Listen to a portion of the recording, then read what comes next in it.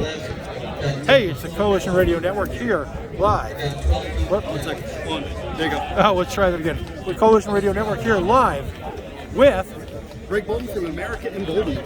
and one of my personal heroes. I've waited until he was in front of the camera to say that, but a gentleman who has taken an issue and is in a very real way is driving his own personal stake into the heart of the war machine. Of course, I'm talking about Dan McKnight. Defend the Guard. Every libertarian knows about it. Every American needs to know about it.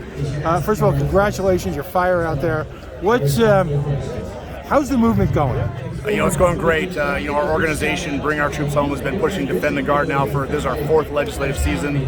And this year we're already at 16 introductions, 5 hearings, and over 40 states have sponsors. And again, it's the legislation that would require a congressional declaration of war before the state National Guard could be released into federal service to fight in overseas combat. And it's going really well. We just had a win in Arizona in a Senate hearing.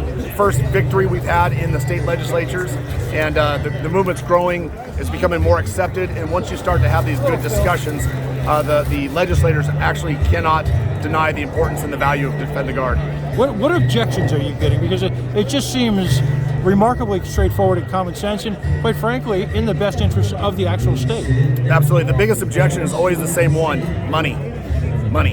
The National Guard has become a professional lobbying organization once you get a star on your collar. Not the men and women that serve in the National Guard, but the adjutants general in the states. Their job is to lead the National Guard and to lobby for more and more missions around the world for the National Guard. And this really started in the 90s with the creation of the State Partnership Program, which partners states, individual states in their National Guard with nations around the world to provide military aid and training. And it's a de facto treaty between the National Guards of the state and these foreign nations. And as a result, the National Guards become up to 45 or 50% of the military's active fighting force. In fact, the invasion in Iraq would not have happened if a few states would have had Defend the Guard on the books, because the military did not have enough active duty troops for the 2 war fronts.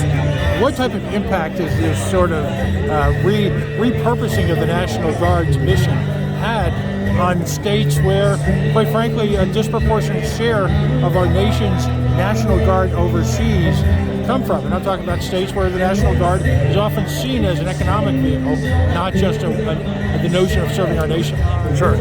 Some great examples of that. Let's just go back to 2005, Hurricane Katrina.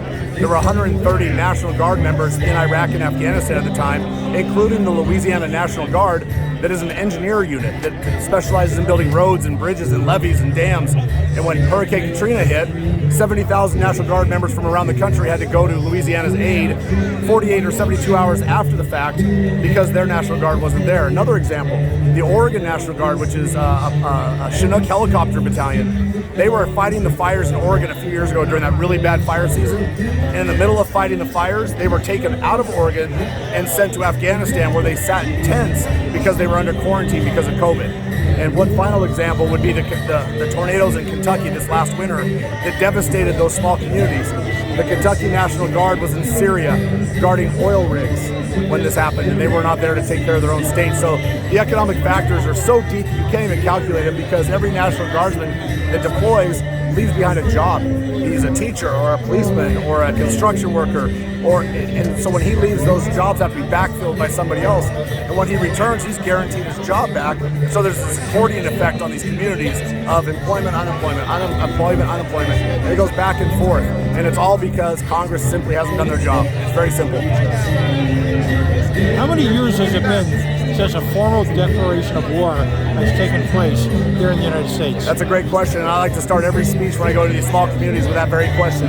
The answer is 1942 against Hungary, Romania, and Bulgaria, and that was the last time Congress declared war. And coincidentally, the 5 declarations of war that were given in a couple of years, the United States was 5-0. Since that time, what's our record in war? You know why that is? It's because only the president's accountable for his actions, and he's gone after 8 years.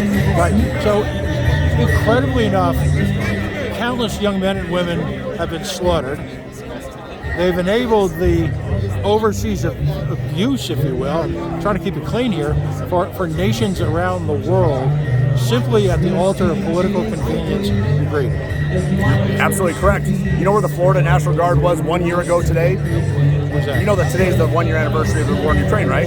Right. Florida National Guard was in Ukraine 1 year ago today, training the Ukrainian military. Is that where the Florida National Guard is supposed to be? Absolutely not. American imperialism and the global expansion of the empire is destroying the very fabric of our society. And there's only a few powers that are identified in the Constitution that are specific. One of them is the power to declare war, and that lays in Congress's hands. And for 80 years, they've abdicated that role and responsibility and given it away to a single person who's had the ability to take America from a state of peace into a state of war. Dan, last question before we engage in what we call shameless self-promotion.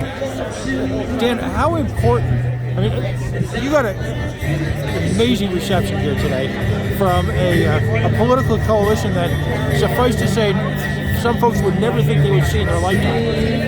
How important are political coalitions to issues like this, which are directly related to any war? Oh, I can't explain how important it is. And an example that I like to give that just happened this week in Arizona, where 4 Republicans voted for our bill in committee and 3 Democrats voted against it. 2 years ago, it would have been just the opposite, right? So right now, they're so focused on and hyper-focused on political alignment and tribalism. So I come here today, and most of these folks here, I love them as human beings, and we have one thing in common. We don't like war. We think it should be done very cautiously and with the most jealousy of any other power in our government. But we don't have that. And so we're here today, and I'm aligned with people I would never associate with politically at any other time, because we all agree with one thing. Well, the way it's happening is wrong. And so we put aside the social issues, we put aside the fashion similarities, we put aside the people that we vote to come to Washington, D.C. and speak on our behalf. We put it all aside, and we come together. We can actually make change because we believe in one thing. We believe in the value of human life, and the sanctity of life, and the importance of following the Constitution, which is our founding document. Dan, tell folks where they can find out more. Again, today has opened the eyes of an entire part of America that might not have ever given thought to this. Where can we find out more? Sure, absolutely. You can start with the Pocket Constitution if you want to learn really the truth, but about our organization specifically, we have 2 websites. One is bringourtroopshome.us. That's a general, broad website where we like to invite veterans to come and join us, but more specifically, defendtheguard.us.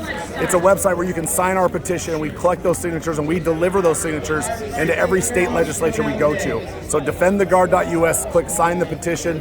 And then finally, I would just like to say, if anybody else out there has any interest in helping the movement, we're always looking to recruit members, even if all they can do is share a tweet or write a letter or just simply be a part of the following and get our communication. Please join us. Dan, congratulations. Thanks again. Thanks so much. I appreciate it.